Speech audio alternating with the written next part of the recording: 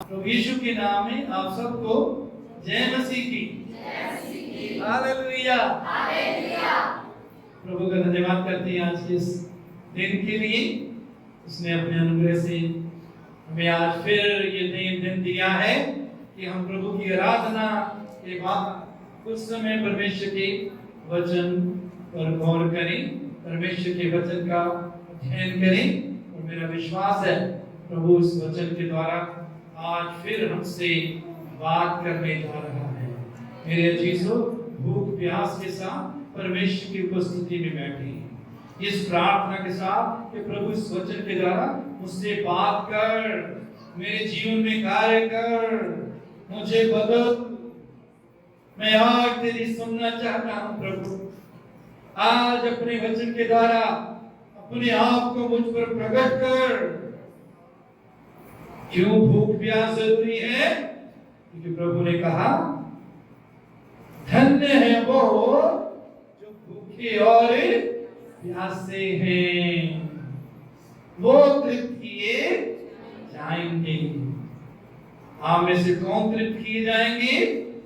जो भूखे और प्यासे हैं। यदि सब तृप्त होना चाहते हैं तो सब भूख और प्यास के साथ परमेश्वर की उपस्थिति में बैठकर प्रभु का वचन सुने। आइए प्रभु के वचन में से उत्पत्ति 40 अध्याय में से आगे हम आज यूसुफ के जीवन के बारे में आगे अध्ययन करेंगे।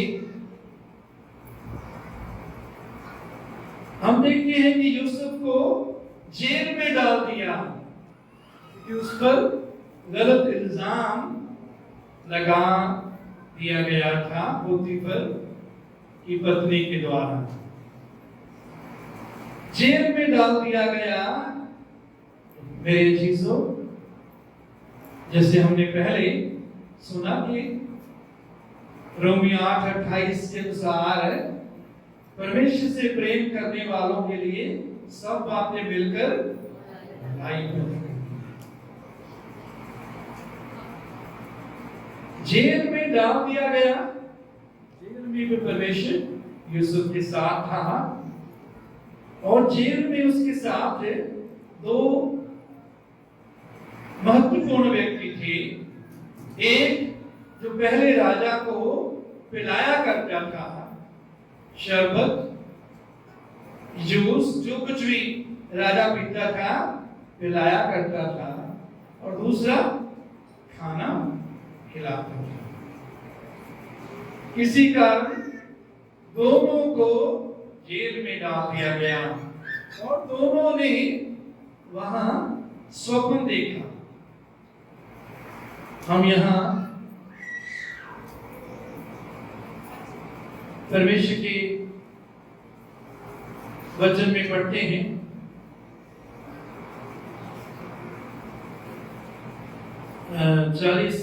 उत्पत्ति 40 अध्याय उसके 7 पद में 5 से पढ़ते हैं। मिस्र के राजा का पिलाने वाला और पकाने वाला बंदी गृह में बंद थे। दोनों ने एक ही रात में अपने अपने होनहार के अनुसार स्वप्न देखा। जो उनके जीवन में होने वाला था उसके अनुसार स्वप्न देखा।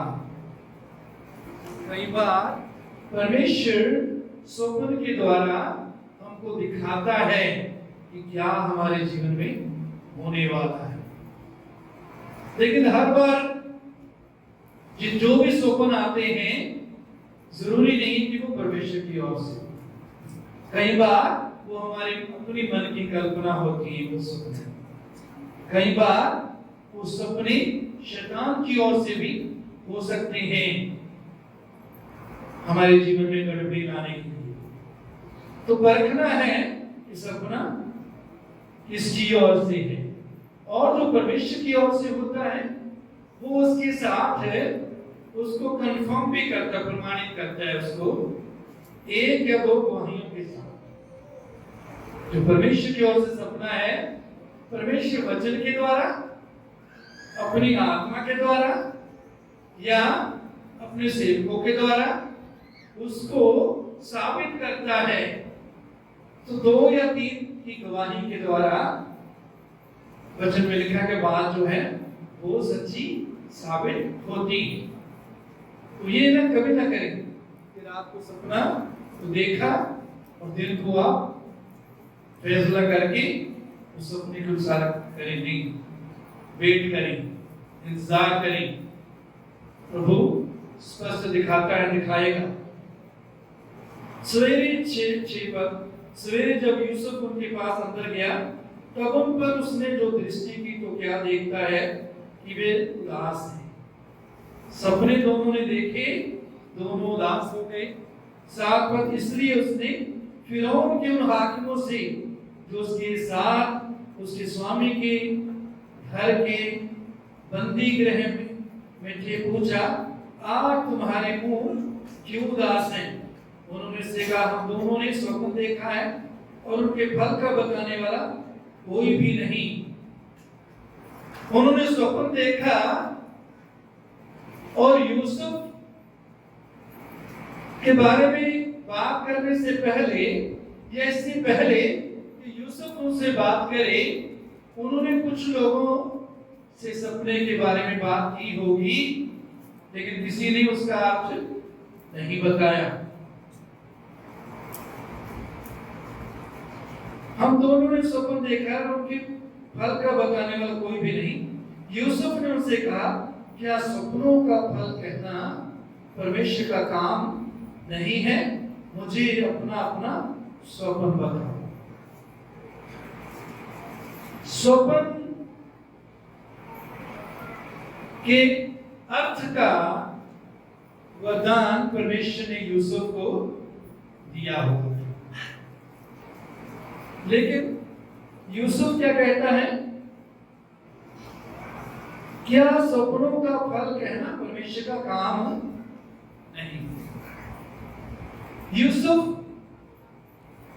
जल्दबाजी में ये नहीं बोला कि बताओ, मैं सपने का अर्थ बताऊंगा, मुझे मेरे पास वरदान है।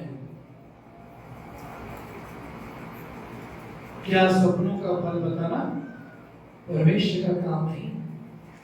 कहने का अर्थ है कि परमेश्वर सपनों का अर्थ बताता है। परमेश्वर को यूसुफ ने मेहमान की। मेरे चीजों, जो भी वरदान हमें मिला है, जो भी आशीष परमेश्वर ने हमें दी है, उसके लिए कभी भी घमंड ना करें, कभी महिमा ना लें, प्रभु को महिमा दें। सपनों के अर्थ का बताने वाला परमेश्वर है। मुझे अपना अपना स्वप्न बताओ। हाँ, मुझे परमेश्वर इस्तेमाल करेगा, मेरे द्वारा परमेश्वर स्वप्न का अर्थ बताएगा। मेरे चीजों, आप और मुझे परमेश्वर इस्तेमाल करता है हथियार के तौर पर। परमेश्वर आपको और मुझको अपने हथियार के तौर पर या औजार के तौर पर, यंत्र के तौर पर, टूल के तौर पर इस्तेमाल करना चाहता है। तो जब भी परमेश्वर हमारे द्वारा कोई कार्य कर रहा है या उसने किया है, तो इस बात को याद रखें कि हम उसके हाथ में यंत्र हैं, हथियार हैं, उसके हाथ में औजार हैं। इस्तेमाल करने वाला हमारा परमेश्वर है।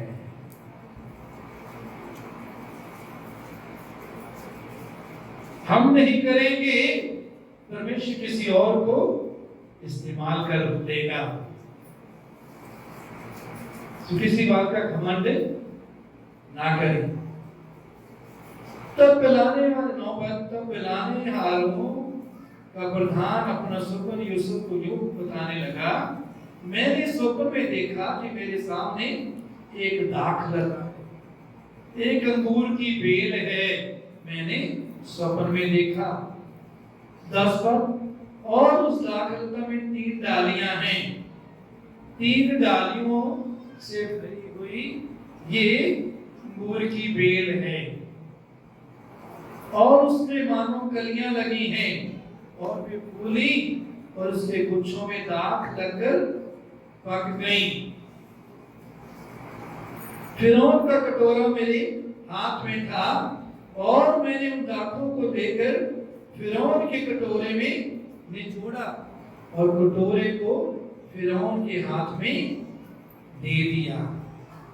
उस सपन में उसने अंगूर की बेल देखी जिस पर 3 टहनियां लगी हुई थी, उन पर अंगूर लगे और इस पिलाने हारे ने, जो पिलाने वाला था, उसने देखा कि अंगूर तोड़कर उनका रस निकालकर वो कटोरे में डालकर राजा को दे रहा है।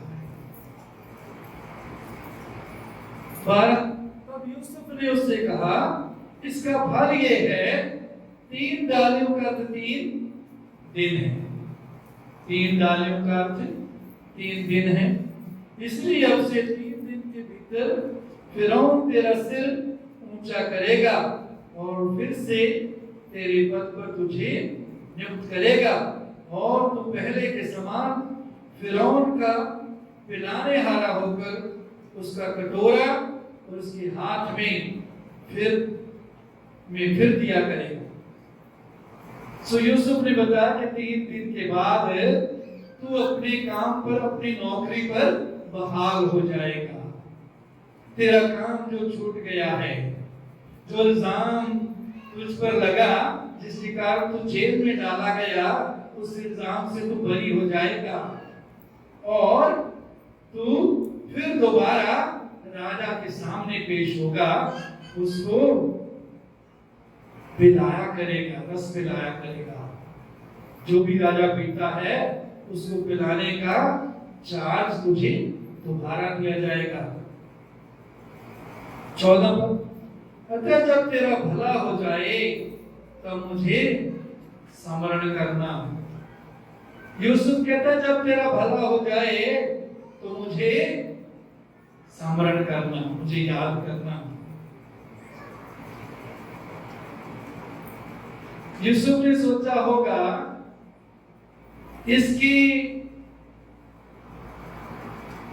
सोपन का अर्थ परमेश्वर मेरे द्वारा बता रहा है और ये राजा के सामने काम करेगा तो ये मेरी सिफारिश कर देगा, मेरी सिफारिश कर देगा कि मैं यहां से निकाल दिया जाऊं। कई बार हम भी कोशिश करते हैं, हम समय समय पर कोशिश करते हैं कि जिस मुश्किल में, परेशानी में हम होते हैं उसमें से हम कैसे निकल सकते हैं। लेकिन हम यहां देखते हैं कि परमेश्वर की योजना भिन्न थी। आगे हम देखेंगे 2 साल वो भूल गया यूसुफ के बारे में। यूसुफ के बारे में उसको कुछ याद नहीं रहा या उसने जरूरत महसूस नहीं की कि यूसुफ का जिक्र राजा के सामने करे या यूसुफ की मदद करे। हम भी बहुत बार ऐसे करते हैं। जिस किसी ने हमारे साथ भलाई की होती है, जब हमारे लिए समय आता है उसके लिए कुछ करने का हम भूल जाते हैं।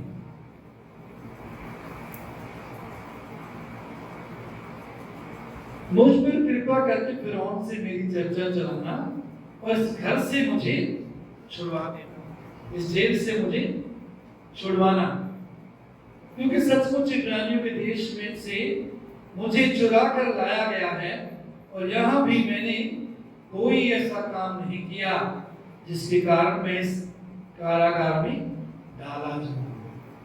मैं निर्दोष हूं, मैंने कोई ऐसा काम नहीं किया इस जेल में डाला जाऊं, तो भी डाला गया हूं।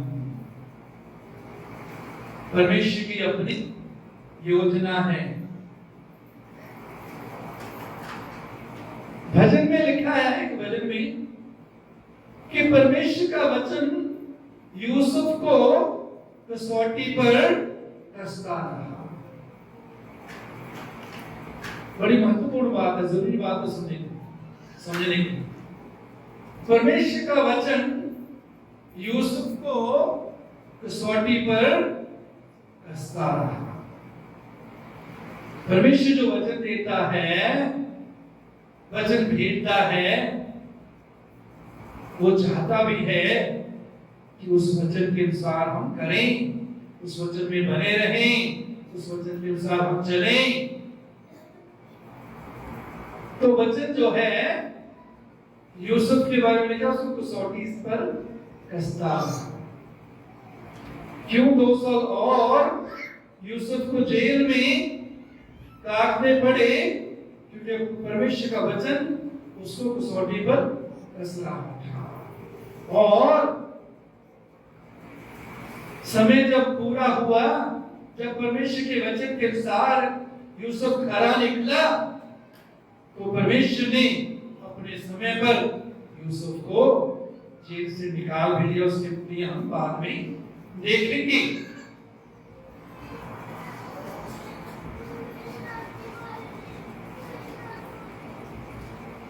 उसने यहां बताया कि मैं निर्दोष हूं, लेकिन हो सकता है कि उस पिलाने हारे ने विश्वास नहीं किया यूसुफ की बातों का। हो सकता है इसलिए भी उसने राजा से कोई बात नहीं की होगी। दूसरे कैदी भी मिले होंगे जो कह रहे होंगे मैंने तो कुछ नहीं किया, मुझे ऐसे फंसा दिया।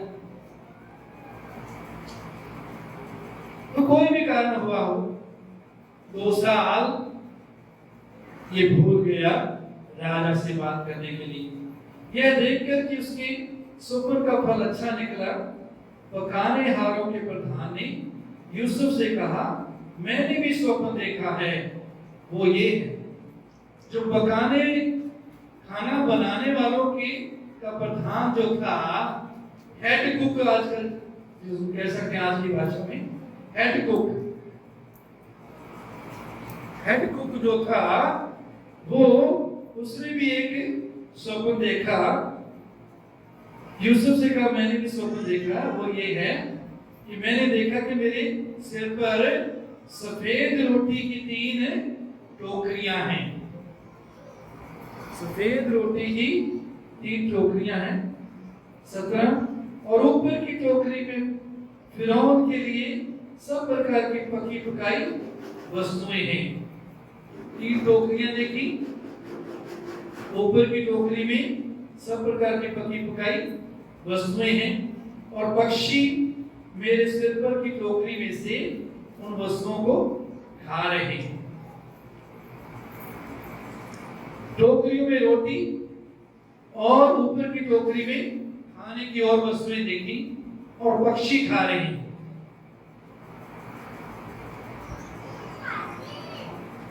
यूसुफ ने कहा 18 पद, इसका फल ये है, 3 टोकरियों का अर्थ 3 दिन है।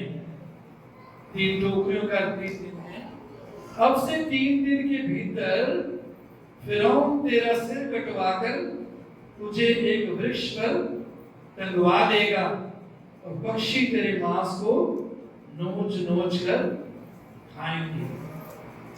तो पहले ने जो स्वप्न देखा, उसका अर्थ उसकी फेवर में था, उसका अर्थ उसके लिए भलाई थी उसके अर्थ में।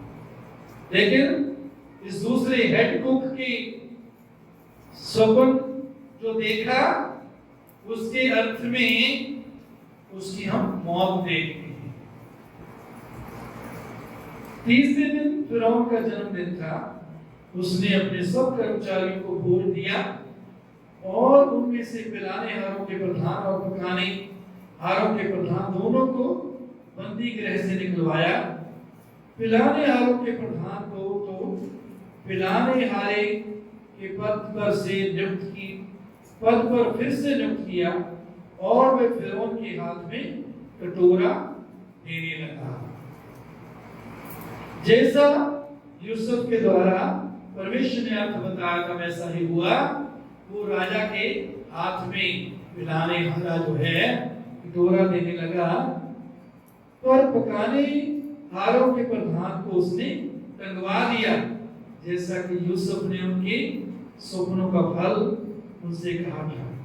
फिर भी पिलाने हारों के प्रधान ने यूसुफ को स्मरण याद ना रखा, परंतु उसे भूल गया।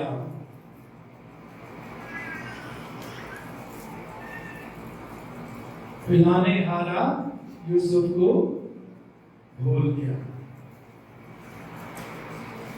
हमें भी बहुत से भूल जाएंगे जिनके लिए हमने भलाई की है, पिछले दिनों में भलाई की को भूल जाएंगे।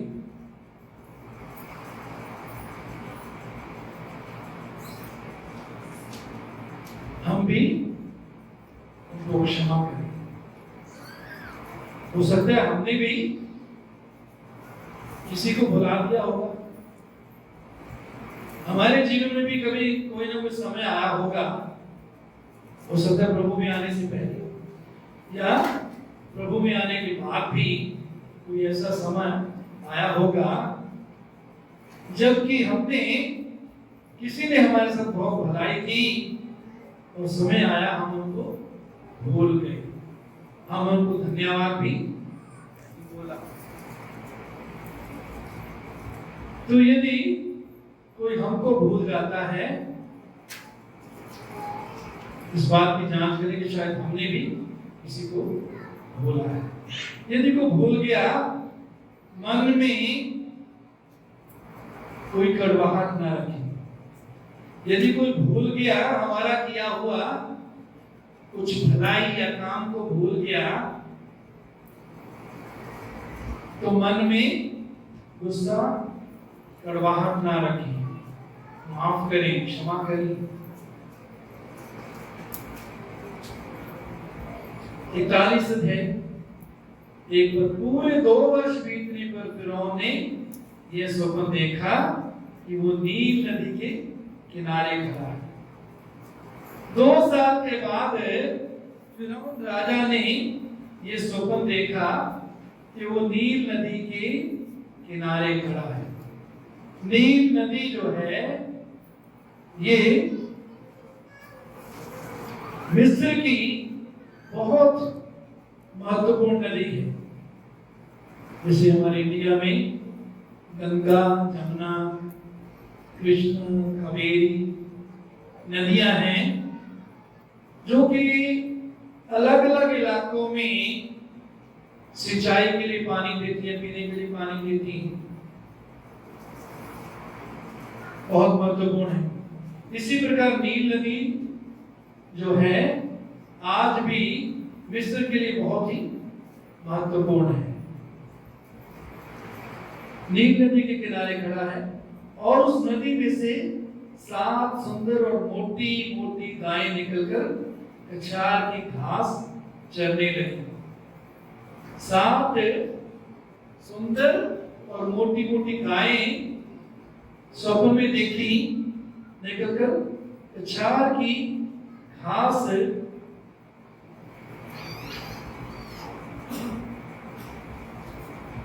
चरने लगी। और क्या देखा कि उनके पीछे और 7 गायें, मोटी मोटी गायें घास चरने लगी, और उसके बाद 7 गायें जो कुरूप और दुर्बल है। कुरूप का मतलब है बदशक्ल, जिनकी देखने में शक्ल अच्छी नहीं। पहली सुंदर थी और मोटी मोटी गाय थी, और बाद में पीछे 7 गायें जो कुरूप और दुर्बल है, देखने को अच्छी नहीं लग रही, बुरी लग रही है। वैसी गायें देखी तो फिरौन और मोटी मोटी सभी कुरूप और दुर्बल गायें उन 7 सुंदर और मोटी मोटी गायों को खा गई। तो फिरौन कमजोर गायें, बदसूरत गायें, बेढंगी, सिर्फ ढंगी नहीं थी गायें, उन्होंने सुंदर गायों को, मोटी मोटी गायों को खा लिया। और जब राजा उठा,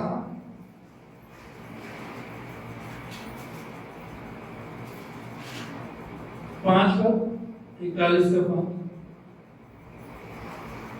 तो फिरौन जाग उठा, 5 पद, और वह फिर सो गया और दूसरा स्वप्न देखा कि एक डंठल में से 7 मोटी और अच्छी अच्छी बालें निकली।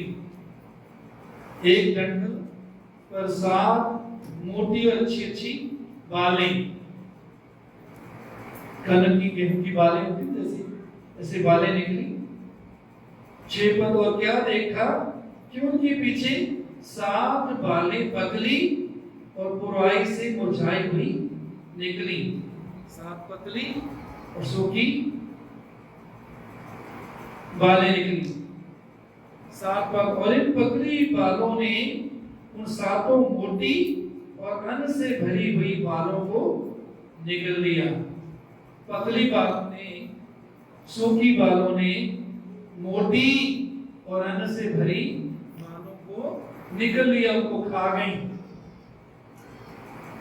तो फिर वो जागा और उसे मालूम हुआ कि ये स्वप्न ही था। भोर को फिरौन का मन व्याकुल हुआ और उसने मिस्र के सब ज्योतिषियों और पंडितों को बुलवा भेजा और उनको अपने स्वप्न बताने पर उनमें से कोई भी उनका और उनको अपने स्वप्न बताएं, पर उनमें से कोई भी उनका फल फिरौन को ना बता सका। कोई भी जोशी फिरौन को जो उसने स्वप्न देखे थे उसका फल नहीं बता सका। अब उसके बाद जो पिलाने आता है, जो कटोरा देता है राजा के हाथ में, पिलाने हारों का प्रधान फिरौन से बोल उठा, मेरे अपराध आज मुझे स्मरण आए।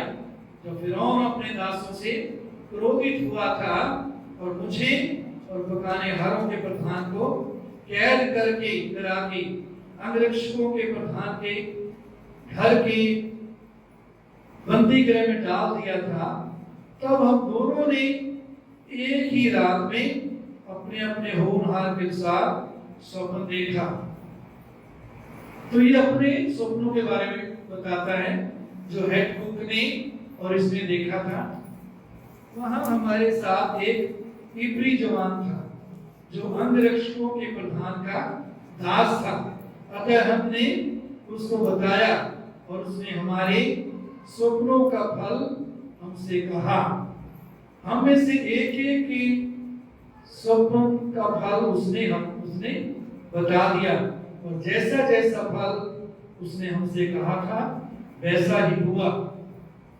अर्थात मुझको तो मेरा पद फिर मिला और वह फांसी पर लटकाया गया। 14 पद में, तब फिरौन ने यूसुफ को बुलवा भेजा। जब इस पिलाने हारे के प्रधान ने राजा को फिरौन के बारे में बताया तो फिरौन ने यूसुफ को बुलवा लिया और वह झटपट बंदी गृह से बाहर निकला।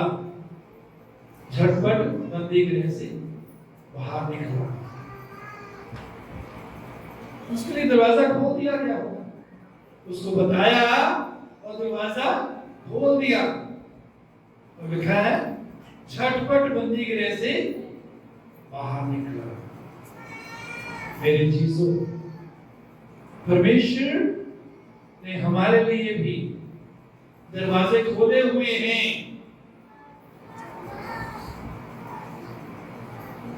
हम कैद में ना रहें। प्रभु ने हमें आजादी में चलने के लिए आजाद किया है। आजादी में बने रहें।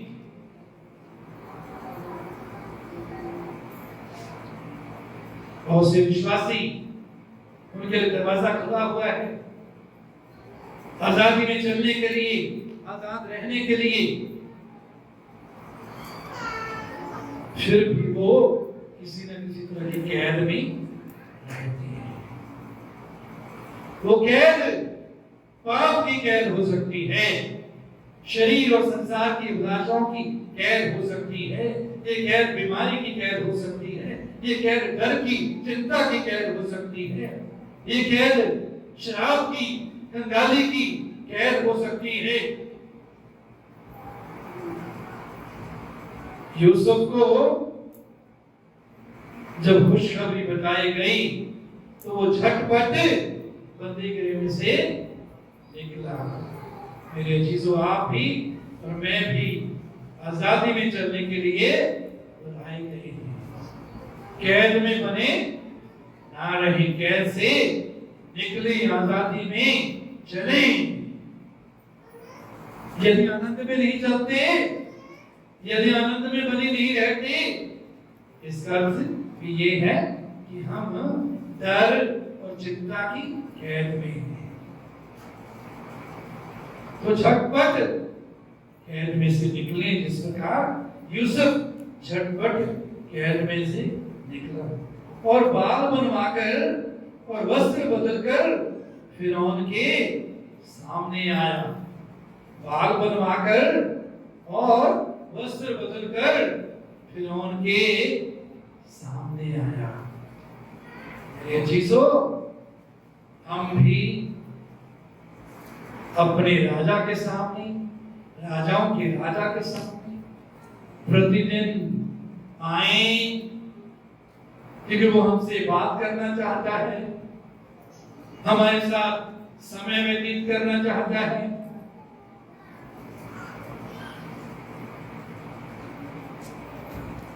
देखिए, बाल कटवाए उसने,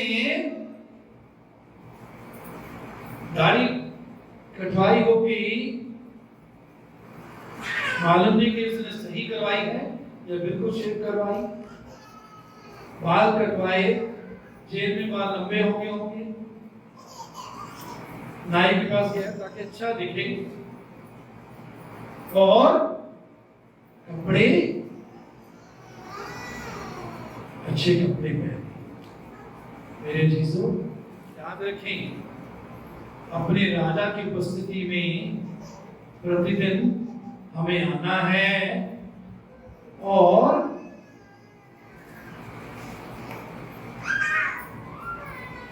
कैसे कपड़े पहनना है, पवित्रता के वस्त्र,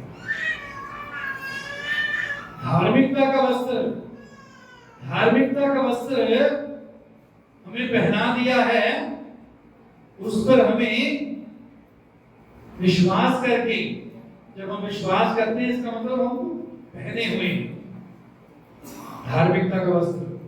धार्मिकता का अर्थ है परमेश्वर के सामने आने की योग्यता, परमेश्वर की उपस्थिति में खड़े होने की योग्यता। तो हम धार्मिक का वस्त्र पहनकर आए। क्यों? यीशु के लहू के कारण, यीशु के बलिदान के कारण हम इस योग्य बने हुए हैं कि किसी भी समय हम परमेश्वर की उपस्थिति में आ सकें। शैतान कितना भी दोष हम पर लगाता रहे, उसके दोषों, वो भाइयों पर दोष लगाने वाला है। प्रकाशित वाक्य में क्या लिखा है? जो वो भाइयों पर क्या है जी? दोष लगाने। इसका मतलब ये नहीं बहनों पर नहीं लगाता।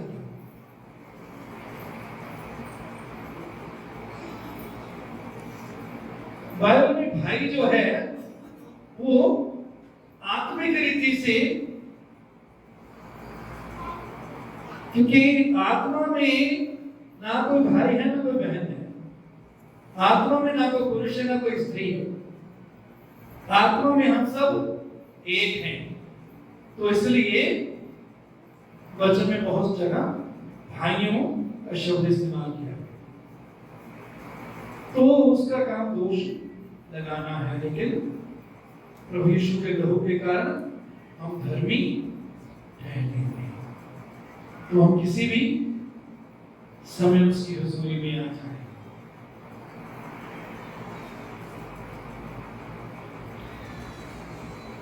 बच्चा कई बार गंदगी में गिर जाता है,